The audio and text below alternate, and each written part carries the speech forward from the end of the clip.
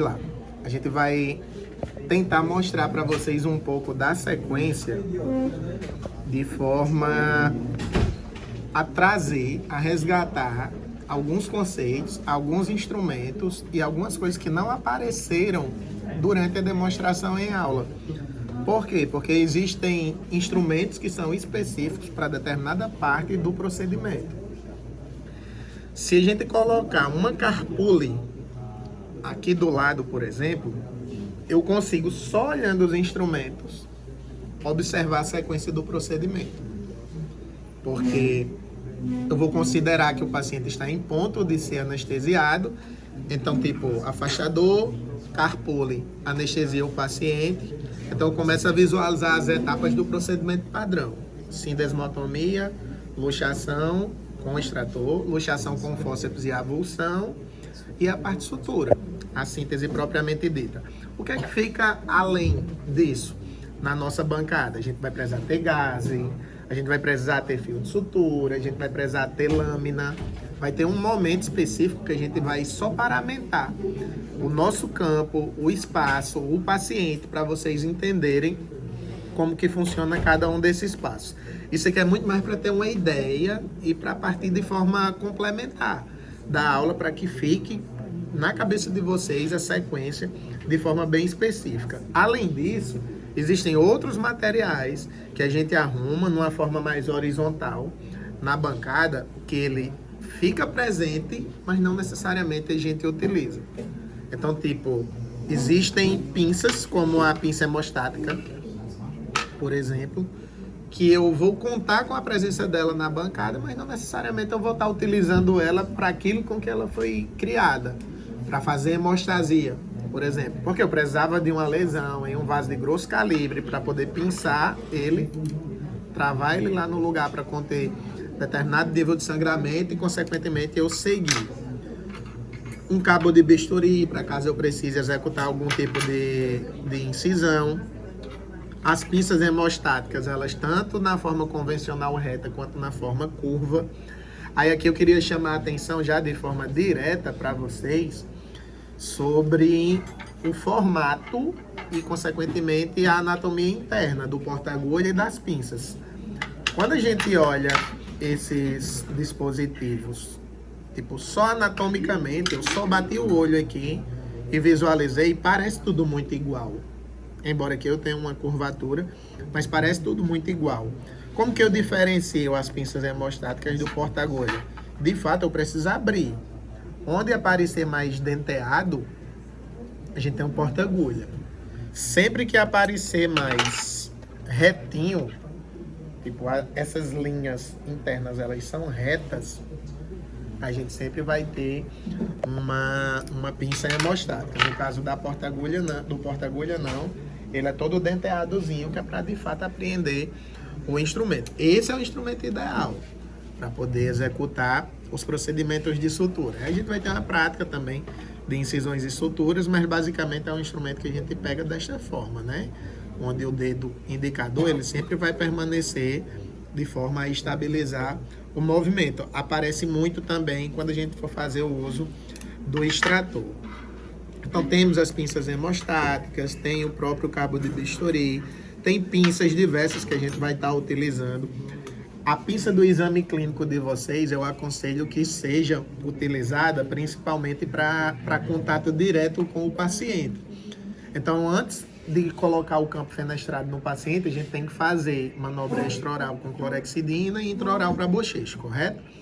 Pega a pinça do exame clínico, que ela de certa forma vai ter pouca serventia, entre aspas, vai pegar gás estéreo, vai embeber em clorexidina ou 2 ou 4%, vai fazer antisepsia extraoral no paciente. Aí o paciente vai fazer bochecha com clorexidina 0,2 ou 0,12, vai retornar a cadeira, a gente vai colocar o campo fenestrado. Vai ter um momento só para esse tipo de demonstração também.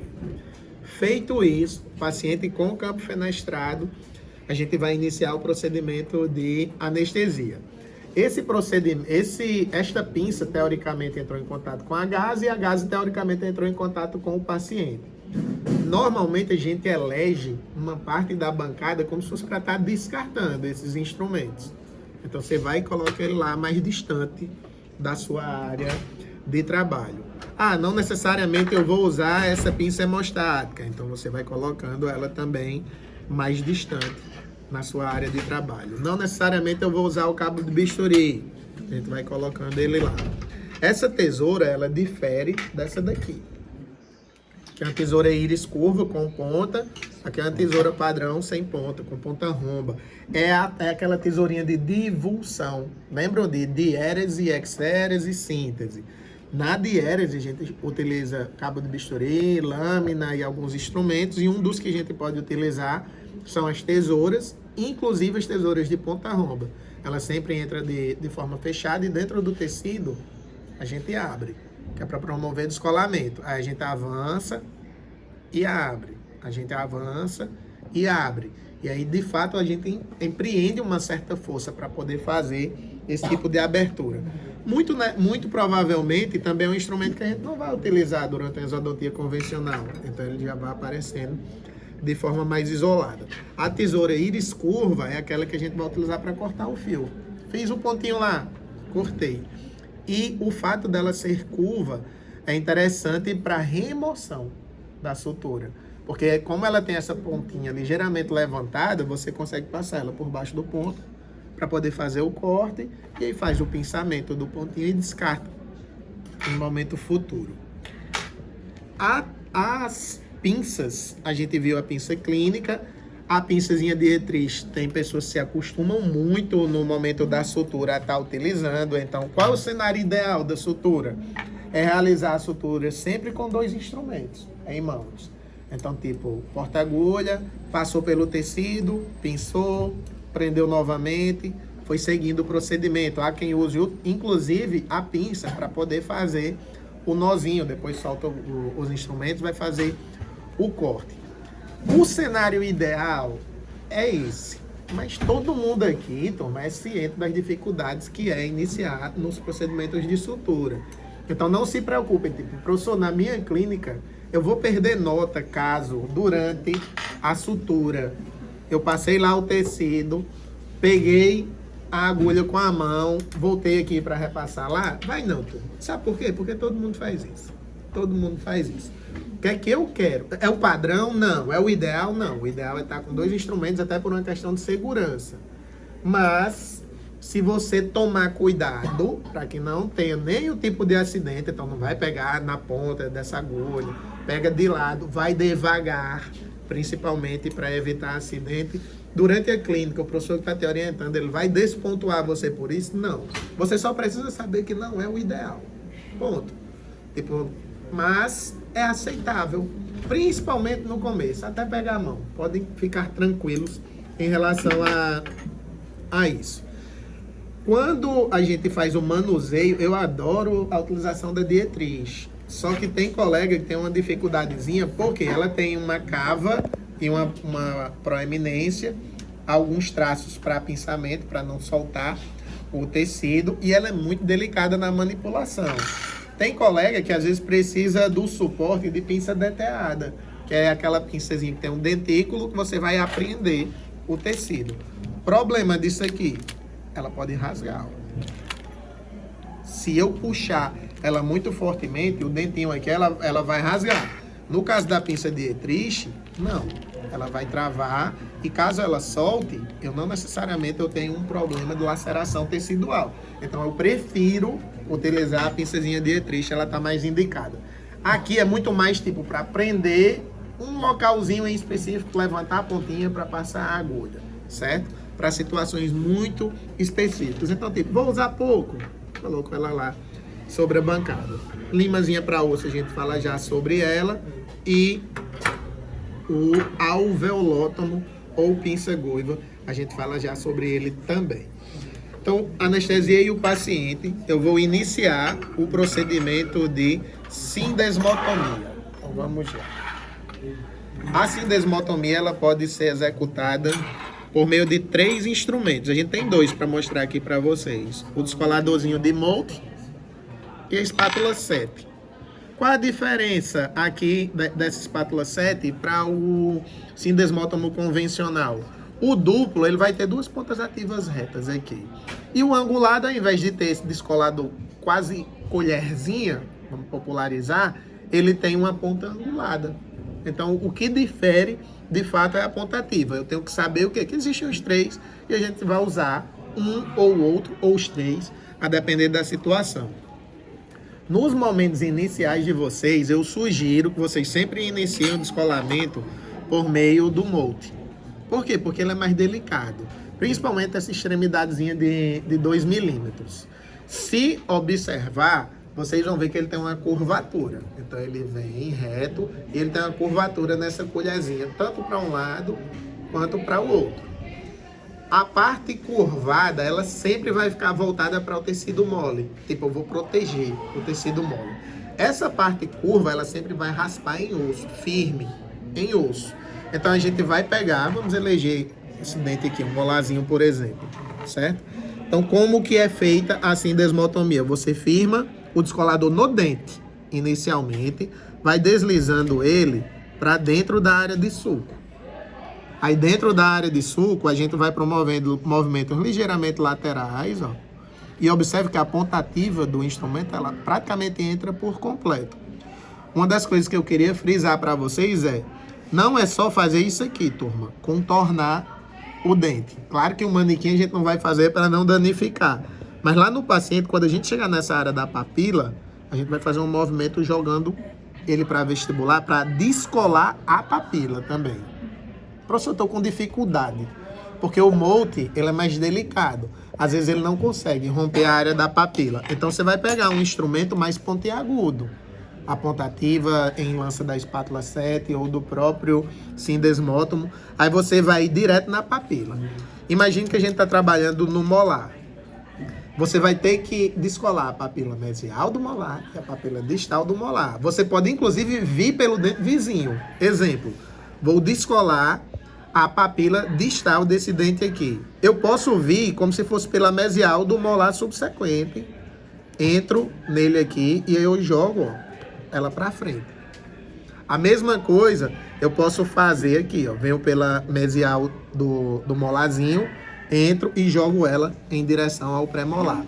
Precisa estar solto ao final. Ela precisa lhe passar aquela sensação de que, tipo assim, desprender, folguei, certo? Então ela vai abrir um pouquinho, porque é essa abertura dela que vai permitir que eu visualize os meus pontos de apoio para os meus movimentos de luxação. Só pela vestibular? Só pela vestibular a princípio, mas você vai repetir a sindesmotomia por palatina ou lingual. Cuidados. Na face lingual, no arco inferior, você vai conseguir fazer um bom descolamento. No arco superior, principalmente, quanto mais anterior, turma, mais grosso é o palato.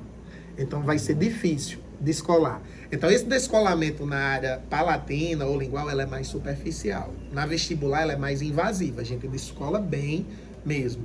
Vai chegar um momento da rotina de vocês, tipo, 8º período, em que a gente vai dizer assim, Rebeca, faz uma sindesmotomia bem baixa. O que é isso? Além de você descolar as papilas e descolar um pouco ao redor, eu vou querer que você vá como se fosse mais fundo. Então eu vou querer que você venha aqui. O que seria esse descolamento bem baixo? É adentrar na área gengival e tipo, a gente vai, ó, com vigor, a ponto de você não ver só o dente, você vê também o osso que está circundando e expondo bem a área vestibular. Para que eu faço um descolamento bem baixo, uma sindesmotomia bem baixa? Enxertias ou o desgaste. Eu quero expor bem a vestibular para desgastar, fazer uma osteotomia para remover o meu dente. Aí a parte mais grossinha do molde, depois que eu descolei, eu posso entrar. Observem que eu sempre estou entrando com a parte redonda, voltada para a gengiva, né? Quando eu vou segurar, turma, eu faço o contrário. Eu boto essa partezinha mais curva para eu prender na gengiva assim e ficar segurando. Por quê? Porque aí depois eu venho com a canetinha de alta e faço um desgaste por vestibular. Às vezes, inclusive, a broca toca no instrumento. Dá um tiquezinho, não tem problema. Ele é a proteção sua para o tecido mole, para a gengivinha. Fiz isso, vou partir para a luxação. Os extratores curvos e retos, eles têm a mesma forma de empunhadura. Então, teoricamente, ele vem para a palma da mão, eu vou estabilizar ele com as suas curvaturas aqui e um dedozinho para estabilizar. Então, vou só girar, vou fazer, digamos, a pega mais adequada para poder executar o movimento que a gente vai utilizar. O principal movimento é aquele em que a gente circula sobre o próprio eixo.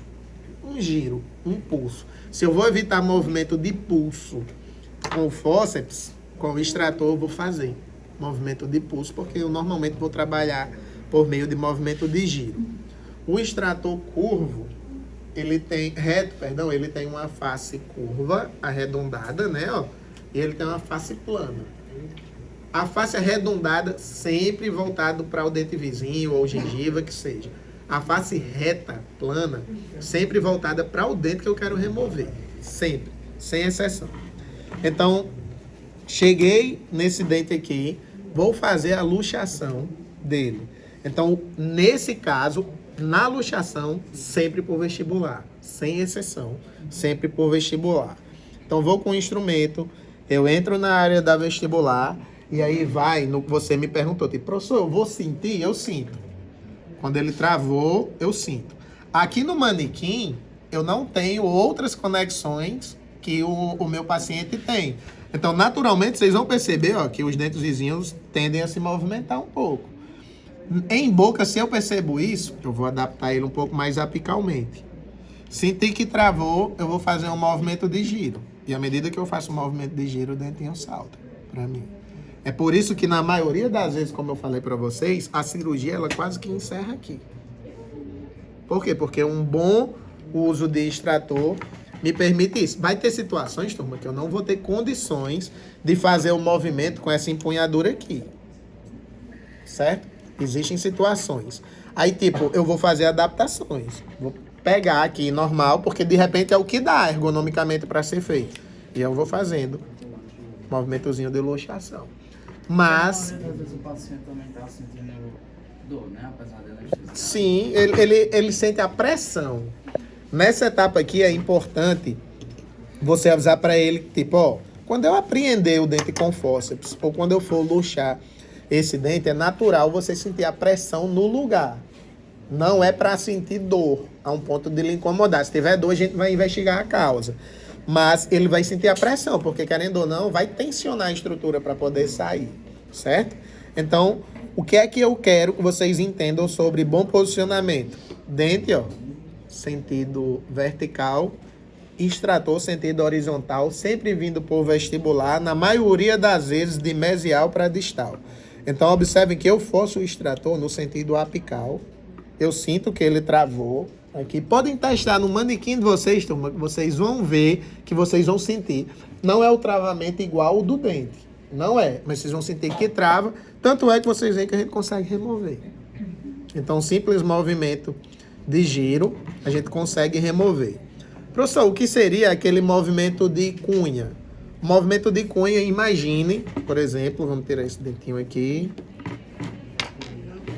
Isso, vamos tirar esse outro. Imagine que você vai remover esse prézinho de forma isolada, tipo, eu vou ter dificuldade no paciente de luxar esse dente. Eu não vou ter crista óssea para adaptar. Então, o que é que eu vou tentar? Eu vou fazer alguns movimentos de cunha de forma a tentar luxar esse dente de alguma maneira. Qual seria o cenário ideal? Sindesmotomia baixa, afastar o tecido, entrar com a broquinha por vestibular, aí joga um desgastezinho mesiodistal aqui, aí eu vou, agora eu consigo, porque eu criei uma espécie de canaleta, e eu posiciono o extrator reto na devida canaleta para fazer o giro, e aí ele vai sair. Movimentou o dente, ó, vou ter dificuldade de tirar só com o extrator, mas ele está movimentando, né? Vamos supor que a gente não tire, aí eu passo para a etapa de fórceps, ok? Fiz a luxação, vou remover o dente. Vou pegar o molarzinho só para poder vocês visualizarem a forma da empunhadura do fórceps. Eu disse para vocês assim, fórceps a gente vai trabalhar sempre com a palma da mão para cima. O que é que muda, turma? Vou remover um dente superior do meu paciente. Eu normalmente vou trabalhar um pouco diagonal para trás do paciente. Lembram do posicionamento em horas? 12, 11, 10 horas, mais ou menos, é onde a gente trabalha aqui, entre 10 e 11 horas com o nosso paciente. E aí, eu não lembro se eu falei com vocês, mas é uma postura que para exodontia com fórceps, ela é injusta com as meninas. Por quê, turma? Porque a gente vai trabalhar com um paciente com a cabeça muito aqui na gente, certo? Aí tem seio, tem uma série de outras coisas que, inevitavelmente, em um momento ou outro, a gente vai meio que ter que se policiar um pouco ou até mesmo ter que encostar. Não tem muito o que fazer. Por quê? Porque a gente trabalha com o paciente abraçado, literalmente. A mão não dominante, ela vai circundar a cabeça desse paciente. E ela precisa ser suficiente para entrar, por exemplo, o som dente mandibular e estabilizar essa mandíbula. A gente joga 2 dedos lá dentro, perto do dente, e o restante da mão tá aqui, ó, segurando a mandíbula do paciente. Então a gente faz malabarismo, literalmente. Prende, fixa bem. Essa fixação é para ela se dar, inclusive, durante o movimento de luxação. Então, tipo, eu tô segurando firme. E aí vou promovendo a luxação. E quando eu precisar fazer a adaptação com o fórceps, da mesma maneira. Este fórceps é um fórceps 18R. 18R. Ou seja, é um fórceps para molar superior direito. Eu vou trabalhar em 16, 17, no máximo 18, com esse tipo de fórceps. Aí a mão sempre para cima. Essa curvatura, eu tenho que tomar cuidado para não pegar aqui, ó, porque ela machuca muito, turma. Às vezes, a gente vai trabalhar em unidades de saúde que tem um fórceps com a marca com tamanho ligeiramente diminuído. Apreender esse fórceps, às vezes, machuca a gente, porque tipo, é o que tem e é pequeno para o tamanho da tua mão. Aí, o que é que a gente faz quando possível for? Joga essa curvatura um pouco para fora para proteger. E observem que antes de adaptar, eu tenho que ficar meio que brincando aqui, para ver se eu consigo levar ele, de fato, à área que eu vou estar trabalhando. Então, vou estar com o paciente aqui. Imagina que a gente vai adaptar nesse pré-molar. Aí, a primeira coisa, tipo, eu vou por visão direta. Pode sacrificar a ergonomia, não tem problema. Então, baixa o cabeção mesmo, olha. Adapta ele por vestibular o mais apical possível. Aí, vai lá por palatina. Adaptou. Verificou se, de fato, não está prendendo o tecido gengival. Fez isso, aí a gente tá segurando devagarzinho. Só que, tipo, chegou o momento de remover. Aí a gente prende. Tá firme. Eu tô forçando. A força é essa. É a força de apreensão. Então, apreendi. Ergonomicamente, o paciente vai estar aqui, perto de mim, correto? Então, eu vou estar segurando a estrutura em boca. Eu vou precisar segurar o manequim aqui para que ele não movimente. Aí, vamos para a questão técnica. Teoricamente, eu vou luxar esse dente um pouco para a palatina. E eu vou começar a luxar ele maior. Não é meu pulso que está vindo, turma. É meu braço que está movimentando. Então, ele vai vir para vestibular. E ele vai sair.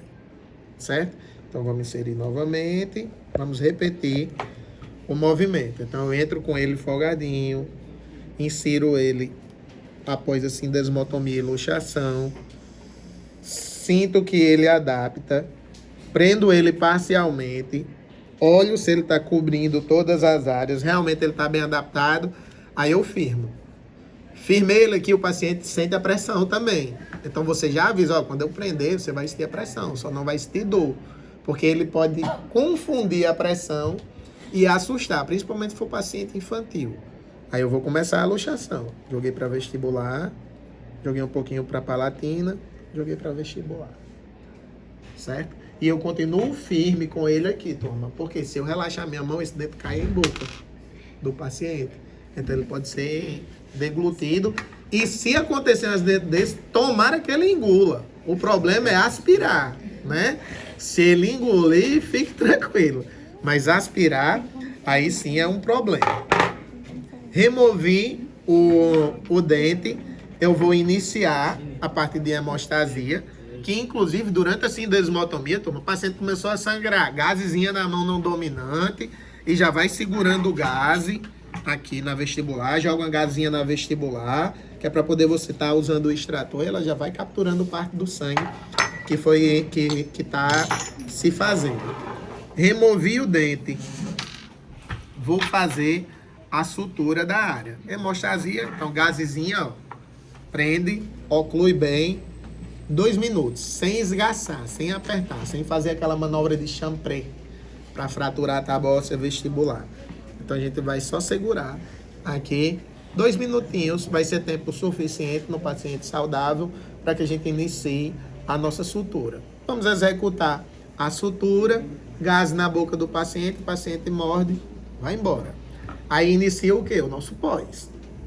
Eu vou julgar se eu demorei muito, no mínimo analgésico para esse paciente. Eu gosto de medicar já com anti-inflamatório, porque eu parto para 2 vias.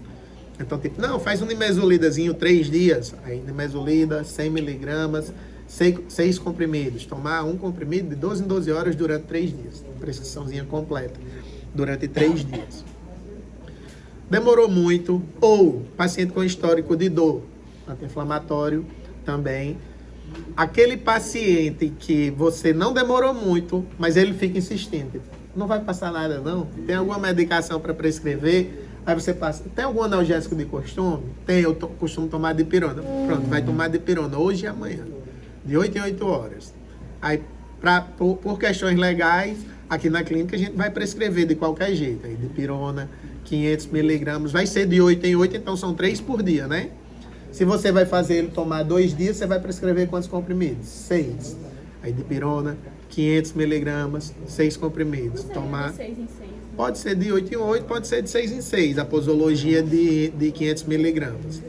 Ou vamos fazer 1 grama de 12 em 12 horas. Tá muito agudo, dor muito intensa. Posso ser dipirona 1 grama de 8 em 8? Pode, no primeiro e segundo dia, tranquilo. Eu não faço porque normalmente tipo, é uma dor muito forte. Eu já vou para um Dexa, que vai fazer analgesia, vai fazer ação anti-inflamatória de forma muito robusta.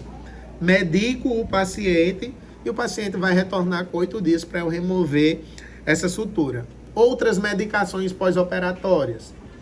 Desgastei osso, fiz odontodissecção, demorou muito. O paciente tem histórico de higienização ruim.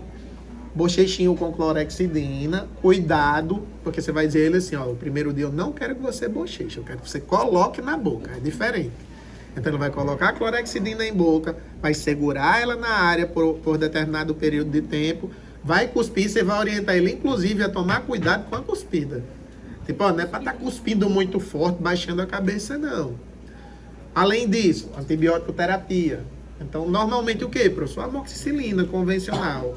Amoxicilina, 500 miligramas, 21 cápsulas. Ela é em cápsula, não é em comprimida. E tomar uma cápsula de 8 em 8 horas por 7 dias.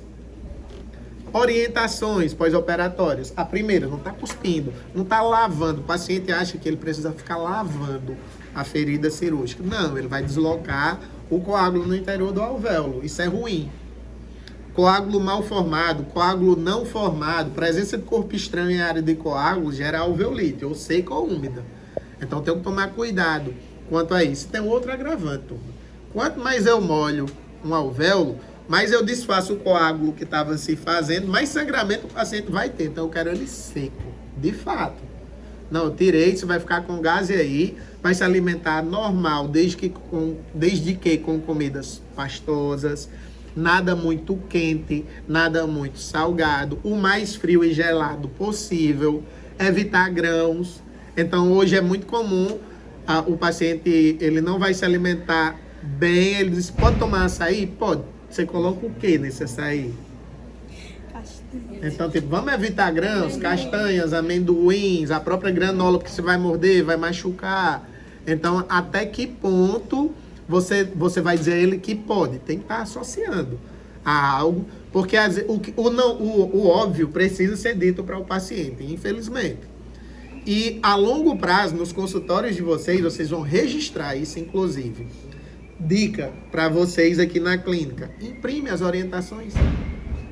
Fazer exodontia, vou trazer impresso 2 vezes. Vou deixar uma no meu prontuário como modelo, para sempre que eu fizer exodontia, eu ter entregue para o paciente, eu entrego as orientações para ele. Traz impresso. Pega folhinha de papel ofício. Se ficar muito grande, você faz assim, divide ela ao meio, Dá para fazer 2 impressões frente e verso, por exemplo. Divide ela para o seu paciente, personaliza. Não tem a questão também da escovação pós-operatória por cima do ponto, né? Para evitar como, Perfeito. Porque o paciente acha que tipo, não é para escovar, não. Senão vai machucar. É para escovar. Você vai ter que tomar cuidado porque precisa ser suave. Mas eu não quero biofilme, não quero resto alimentar ali em cima. Então precisa ser higienizado. Então eu cheguei para o paciente e disse assim, hoje tem escovas, turma, e barato, tá? Escova de R$5. Tem escova que você olha e tem assim, escova cirúrgica. Eu já testei. Parece uma peninha. Muito levezinho, excelente para o paciente. Não precisa ele partir para uma cura prox da vida que é R$35, R$40, R$50, dependendo do modelo que a gente utiliza. Então, escova extra macia, escova cirúrgica, tem escovas bem em conta no mercado. Orienta ele a fazer essa escovação. Os esforços que ele vai evitar. Hoje em dia o paciente não posso ir para academia? Pode não. Pode não, porque vai ter sangramento, você vai me perturbar se tiver, e eu não quero.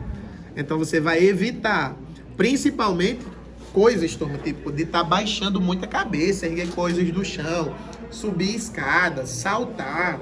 Então vai evitar esforços de uma maneira geral. Em dentes comuns, pega ali uma média de 3 dias. Tipo, não é que eu vou ficar deitado lá 3 dias também, não. Não é tipo homem. As meninas não, né? Tira, depois que costa a gás, estão tudo boa. A gente vai ficar lá, ai meu Deus, eu vou me acabar porque eu removi um dente. Então, tipo, não é que você vai ficar fazendo isso, mas vai evitar as coisas maiores, as coisas desconfortáveis, certo? Evitar para que não tenha nenhum episódio de sangramento. E outro ponto importante, tipo, gente, no aparecimento de qualquer coisa, tu vai me ligar. Por quê? O paciente teve foco infeccioso. Você precisa saber para medicar, para intervir. O paciente está com um foco necrótico.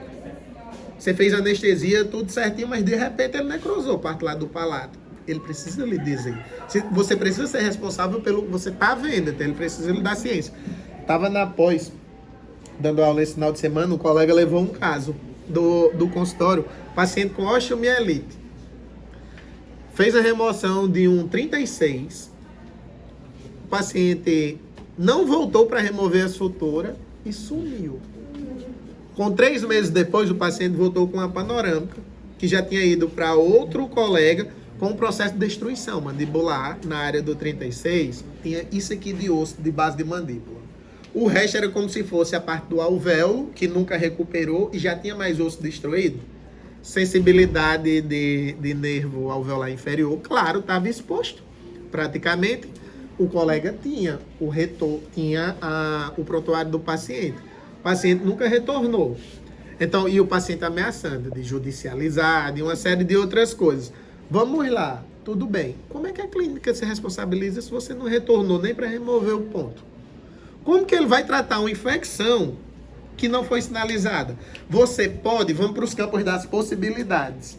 Você pode dizer que tudo começou com o procedimento da cirurgia? Pode, mas que fase eu aponto? Como é que eu provo que o colega não seguiu uma carreira de biossegurança convencional? Como é que eu provo que a infecção não foi adquirida no pós-operatório? Porque não higienizou, porque não teve outra coisa. Então, nesse contexto, turma, ou o paciente sinalizava para o colega, ou não está válido a reclamação. Aí o paciente vai sinalizar depois de 3 meses. Então, o que é que precisa fazer? Remover todos os focos necróticos, verificar a necessidade de instalação de biomaterial em cada um dos pontos específicos, laser terapia, uma série de outras coisas que vão facilitar o processo de regeneração. E rezar para que aquela mandíbula que está ali, sei lá, com alguns milímetros de base não frature. É o que resta. Então, deixa claro para o paciente que você precisa retornar. E em caso de inflamação, de dor, de infecção, você vai me passar. Então, tipo, nos consultórios de vocês, deixa aquele número, não usa o pessoal não, viu, turma? Porque tem quem vai contactar você por necessidade e tem quem vai estar perguntando, tipo assim, ei, segunda é meu aniversário, eu posso marcar para terça? Deixa eu perguntar de segunda, certo? Então, tipo, vai ter esse tipo de paciente. Mas ali no consultório, coloca aquele esquemazinho que permita você visualizar ali. O que for para retorno futuro, marca como não lido. mas de repente tem uma condição de urgência lá que precisa, opa, vem aqui. Ou então, toma isso aqui até amanhã e amanhã vai no consultório. Aprende digamos, a trabalhar com essa linha de forma mais direta. Isso aqui é uma sequência padrão. Só que, imagina que o paciente que vai remover esse dente, no raio-x, ele já revela a presença de uma lesão periapical. Aí entra o comentário do colega que eu disse que iria responder agora. Dente que tem lesão periapical, ou que você viu porque removeu e veio o capuz da lesão junto, ou você já viu na radiografia, tá lá, lesão periapical aparente. Dente que tem lesão periapical, obrigatoriamente eu tenho que curetar. Então, tipo, que instrumento eu utilizo? Não tá aqui, turma, mas ele é uma cureta que parece uma colher de dentina grande, a famosa cureta de Lucas. Então, essa cureta é uma cureta que vai me dar suporte para ir no interior do alvéolo e ver se não ficou nada dessa lesão. Como que eu faço essa curetagem? Isso aqui é uma simulação. Vamos imaginar que isso aqui é uma cureta de Lucas, certo? A gente vai entrar no alvéolo, não é chegar e ir lá no fundo, não. Aqui, pá, não. Principalmente numa área como essa, porque o que é que tem aqui ao fundo? Seio maxilar. Então eu tenho que, primeiro, eu localizo qualquer uma das faces, ou mesial e distal do alvéolo, e encosto o meu instrumento. Aí o que é que eu vou fazendo? Eu vou descendo ele, procurando literalmente o fundo. Opa, achei. É rígido. Achei o fundo. Não é para chegar aí forte, não.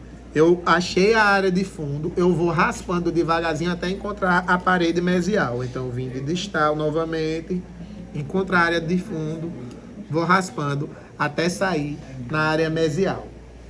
Toda curetagem precisa ser seguida de irrigação do alvéolo. Professor, qual o principal veículo de irrigação desse alvéolo? Soro fisiológico, estéreo convencional. Professor, posso irrigar com clorexidina 0,12, 0,2? Pode. Melhor ainda, de certa forma, porque vai ter ação antimicrobiana. Então, curetei, irriga. Aí vamos lá, para o teu questionamento. A cureta de Lucas, numa cirurgia convencional, ela aparece? Não, ela aparece obrigatoriamente quando houver lesão periapical. Mas ela precisa estar lá. Porque, tipo, eu precisei, eu capturo. Até pós-operatório, né? Porque pode ter espícula. Exatamente. Aí imagina, eu tenho uma espículazinha que com o porta-agulha eu consigo pinçar. Eu removi o dente com uma pontinha de osso lá que eu tô vendo. Não é dente, é osso. Você pode pegar o porta-agulha, pinçar e tirar. Pode pegar a pinça, pinçar e tirar. Ou, quando ela for um pouquinho maior e ficar presa, existe uma diferença entre o que a gente chama de espícula e esquírola. A esquírola, ela fica com a pontinha levantada, mas está presa. Aí vocês vão pegar um alveolótomo ou pinça-goiva, recebe o mesmo nome. Vocês vão prender essa esquirolazinha e quando você prende, ela dá um crackzinho, tipo, quebrei. Aí você puxa, tira.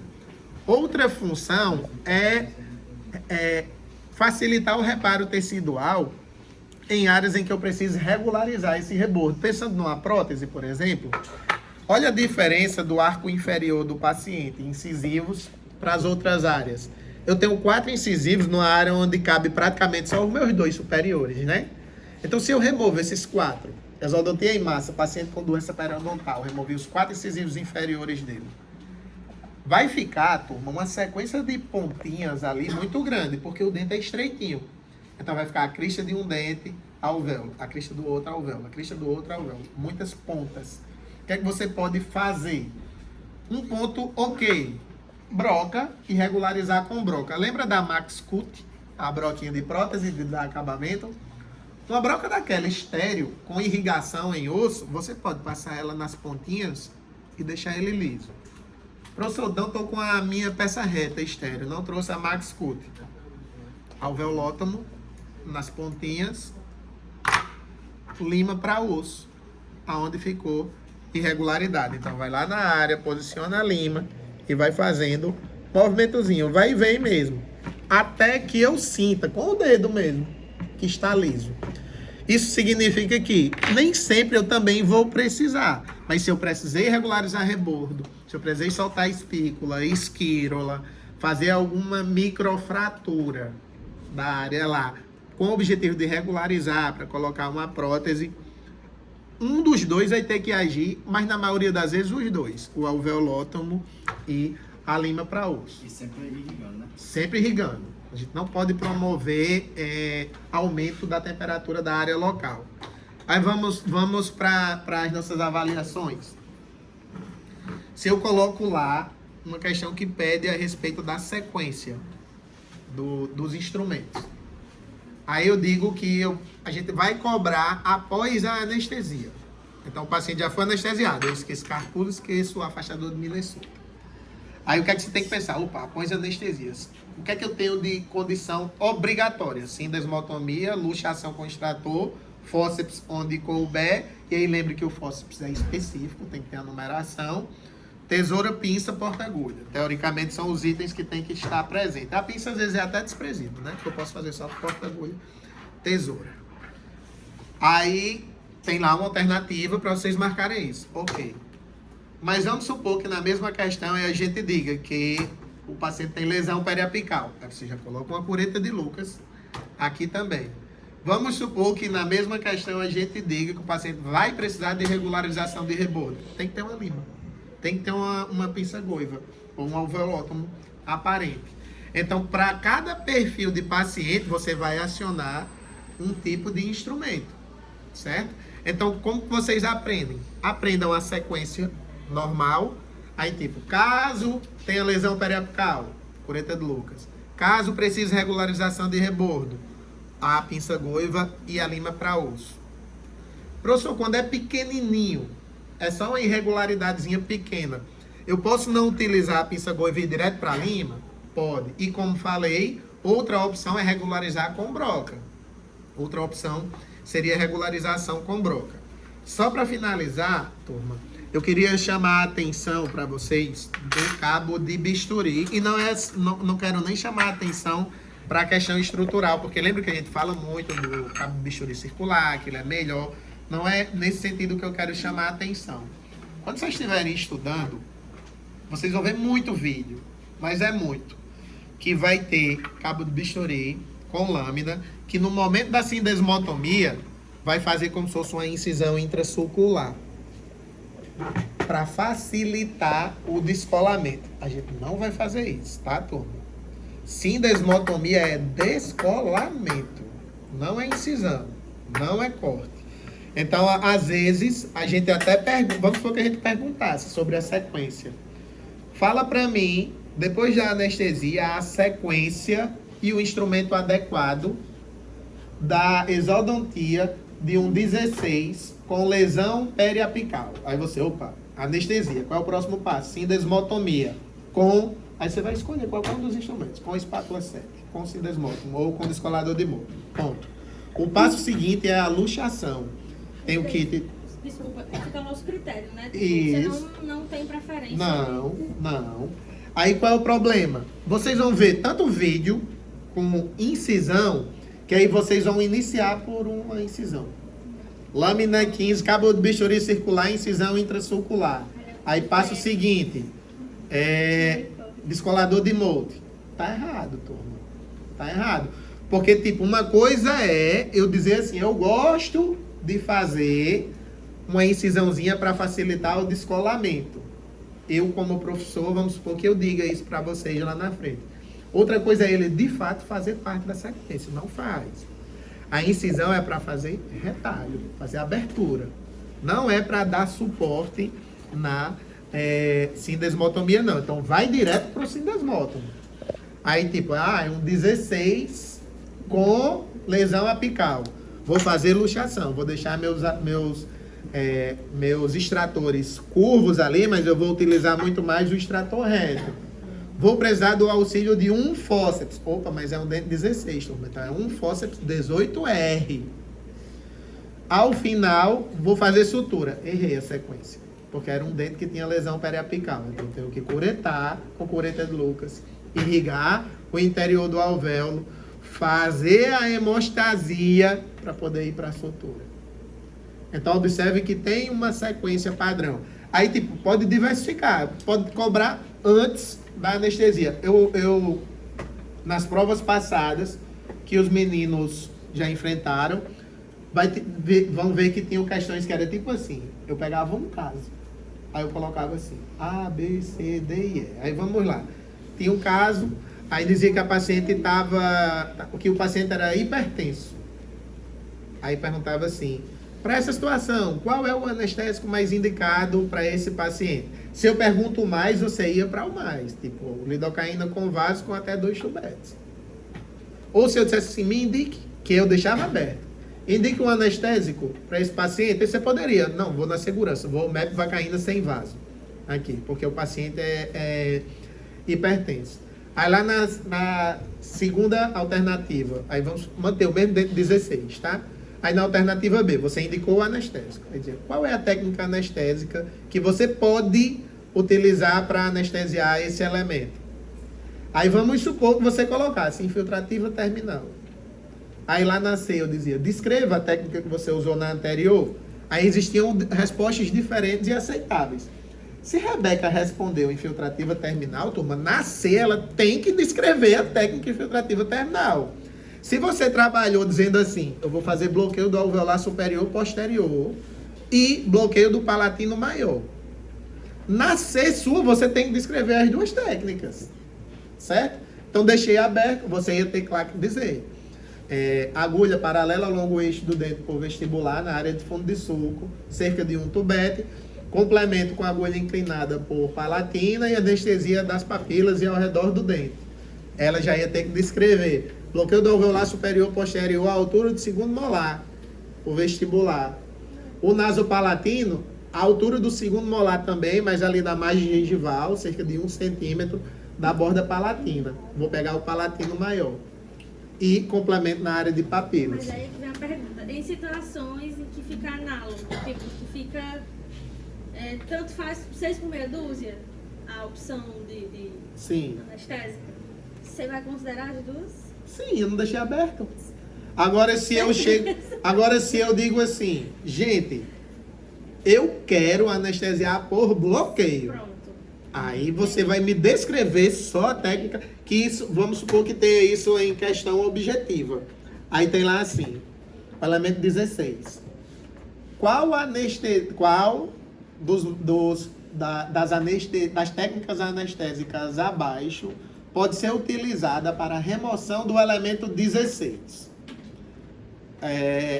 Aí você, olha lá, na alternativa B, A tem só assim, palatino maior. Aí na alternativa B tem nervo alveolar superior anterior. Na alternativa C tem assim, infiltrativa terminal. Aí vai seguindo. Aí observe. Eu não disse o que eu queria, eu perguntei qual técnica você pode usar para a exodontia. Você pode remover o dente só com infiltrativa terminal, correto? Mas você pode remover o 16 só fazendo o bloqueio do palatino maior? Não. Só fazendo o bloqueio do alveolar superior anterior? Não. Não. Então, nunca na alternativa ia ter assim. Eu estou perguntando pode. Infiltrativa. Aí lá na alternativa B tem assim. Palatino maior, alveolar superior anterior e complemento das papilas. Tem duas corretas aí. Porque eu estou perguntando se pode. Ou lá na questão eu digo assim. Qual das alternativas abaixo de bloqueio maxilar devem ser utilizadas para anestesia do 16? Aí você tem que me dizer só as respostas por bloqueio, porque eu estou restringindo, eu só quero bloqueio. Pode estar lá a alternativa infiltrativa, mas eu estou perguntando de qual bloqueio. Infiltrativa não é bloqueio, certo? Então, prestem atenção ao fórceps, que pode ser utilizado, se tem ou não lesão, se precisa. Olha a situação que envolve esses dois instrumentos. Aí a gente coloca lá na questão, na alternativa e diz assim: dos instrumentos abaixo, qual deles devem estar presentes caso eu precise executar um reparo de espícula óssea, um reparo ósseo lá. Ou a alternativa vai trazer só a lima, ou só o alveolótomo, ou os dois, ou broca. Não pode aparecer tipo A, lima, B, pinça-goiva, C, lima e pinça-goiva, D, broca. Os quatro fazem. Então, o que é que vai aparecer? Alternativa A, cureta de Lucas. Não, cureta de Lucas não é para reparo ósseo. Alternativa B, pinça hemostática. Alternativa D, C, pinça dente de rato. Alternativa D, pinça-goiva. Não apareceu a lima, mas não está aparecendo a pinça-goiva? Marca ela. Certo? Não fique esperando aparecer as duas. Apareceu lima, não apareceu pinça-goiva. Mas ele não serve também para regularizar? Eu não estou dizendo que nível de regularização é esse. Não apareceu nenhum dos dois, mas apareceu peça reta e broca cirúrgica. Pode usar também, certo? Então, o pode, Rebeca, ele é aberto. O pode, se fosse uma questão discursiva, vá no mais fácil, vá no seguro. Então, tipo, eu sei que pode anestesiar o meu paciente, com exceção de molares inferiores, por técnicas infiltrativas terminais. Por que eu não aprendo infiltrativa terminal? Porque na prática, o que é que o dentista faz, turma? O dentista não vive fazendo bloqueio de alveolar superior, anterior, posterior, médio, palatino maior e nasopalatino, não. O dentista vive fazendo, sabe o quê? Infiltrativa terminal para tudo e bloqueio de alveolar inferior quando pede. A gente vive fazendo isso. Na prática é isso. Por quê? Porque é fácil, é rápido. Você precisa saber que tem. Precisa, você vai fazer prova aqui, vai fazer prova de residência, vai fazer prova de concurso. Mas a rotina prática, você vai no pode. Tipo, é mais fácil para mim isso aqui, então eu vou partir para isso aqui. E eu não posso, enquanto professor, estar lhe limitando. Quando eu quiser cobrar uma exceção, eu vou limitar. Qual técnica anestésica abaixo ela precisa ser aplicada no paciente que está com trismo e está com dificuldade de abertura bucal? Você vai lá, opa, Vazirane aquinose, é a técnica da boca fechada aqui. Eu estou perguntando para você direto a exceção. Qual técnica anestésica ela é aplicada quando eu tenho insucesso em tentativas de bloqueios, principalmente bloqueios inferiores? Opa, eu vou partir para um Golgates aqui. Quais técnicas devem ser empregadas quando eu sei que a raiz mesovestibular do meu 16, ela não está inervada pelo alveolar superior posterior? Então, na hora de anestesiar, você tem que anestesiar o posterior e o médio, porque a raiz mesovestibular dela pode ter relação com o médio. Então, a gente se apropria das exceções? Se apropria. Mas o geral, ele vai resolver 70%, 80% da tua vida e 80% da tua nota, que é o que você precisa para passar. Certo? Então, fiquem atentos. A gente vai ter um momento para montar a mesa cirúrgica, que a gente vai discutir ainda mais isso. Só que eu achei justo trazer para vocês agora, porque o que é que eu quero? Eu quero que quando vocês forem estudar, vocês comecem a pensar no procedimento completo. Lembrem, turma, toda aula eu paro, aí eu fico martelando, tipo, já analisou o perfil desse paciente? Se ele toma medicamento, se ele é hipertenso, se ele é diabético, o que é? Porque meu anestésico, ele tem anestésico específico para hipertenso, para diabético, para gestante. Então, tipo, isso interfere na tomada de decisão, isso interfere na medicação que eu vou utilizar, nas recomendações pós-operatórias. Como é que eu vou fazer uma exodontia? Eu tenho que fazer a exodontia no paciente que está tomando anticoagulante e o médico não suspendeu. Então esse paciente teoricamente vai sangrar mais. Eu tenho que pensar em medidas hemostáticas, no mínimo um hemospon no interior desse alvéolo eu tenho que colocar. No mínimo, fazer boa sutura, inserir hemospon no interior do alvéolo ou algum tipo de gelatina que dificulte ali, que melhore o processo de coagulação, porque o paciente está com dificuldade de coagular. Então, comecem a tentar pensar no todo, na sequência, por completo. Na próxima aula nossa, é a última aula antes da prova. O que é que eu vou querer que vocês façam? Vocês vão estudar o conteúdo. A gente vai trazer algumas questõezinhas para vocês. E tentem a gente vai tentar responder rapidamente, porque a ideia é discutir essas questões e eu vou tentar ser direto. Tipo, o que é isso aqui? Isso aqui, como é que faz?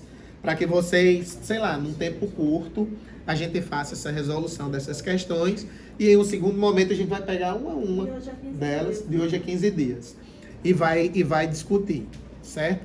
Então, estudem para vocês verem, tipo, de repente eu trago algo aqui que nos seus estudos você não deu atenção. Use isso como guia, porque o problema nosso nem sempre, turma, é falta de estudo. É estudar errado. Tipo, de repente, na minha cabeça, o ponto importante sobre isso era essa minúcia aqui. Dica, vão para o básico. Vão para o básico. Então, tipo, quais são as principais indicações de anestésicos e de técnicas anestésicas?